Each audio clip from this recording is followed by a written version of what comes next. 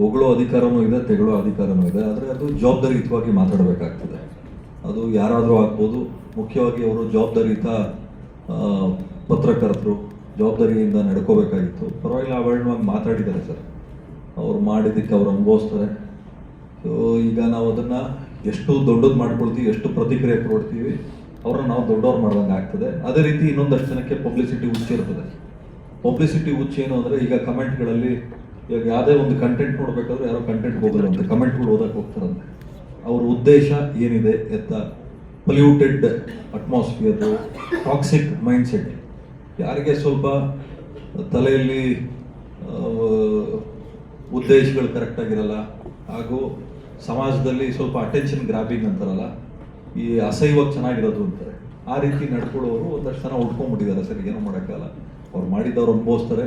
ಅವ್ರು ಮಾತಾಡಿದ್ರು ಒಂದು ಮಾತ್ರಕ್ಕೆ ನಾವೇನು ಚಿಕ್ಕವರಾಗಲ್ಲ. ಯಾವತ್ತಿದ್ರು ನಮ್ಮ ಕೈ ಹಿಂಗೆ ಇರ್ತದೆ ಸರ್. ನಿರ್ಮಾಪಕರ ಕೈ ಸಿನಿಮಾ ಸೋತ್ರು ಗೆದ್ರು ನಮ್ಮ ಕೈ ಹಿಂಗೆ ಇರ್ತದೆ ಹೊರತು ಹಿಂಗೇನು ನಾವು ಕೈ ಚಾಚಲ್ಲ.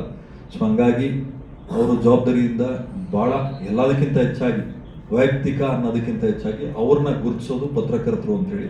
ಪತ್ರಕರ್ತರು ಇಡೀ ದೇಶನೇ ಒಂದು ಪೆನ್ನಲ್ಲಿ ಬರೆದು ಕಂಟ್ರೋಲ್ ತೊಗೊಳ್ಳೋವಂಥ ಕೆಪಾಸಿಟಿ ಇರೋದು ಪತ್ರಕರ್ತರಿಗೆ. ಸೊ ಹಂಗಾಗಿ ಅವರು ಆ ಪ್ರೊಫೆಷನ್ಗೆ ಗೌರವ ಬರೋ ರೀತಿ ಫಸ್ಟ್ ನಡ್ಕೋಬೇಕು ಅಂತ ನಾನು ಬಯಸ್ತೀನಿ.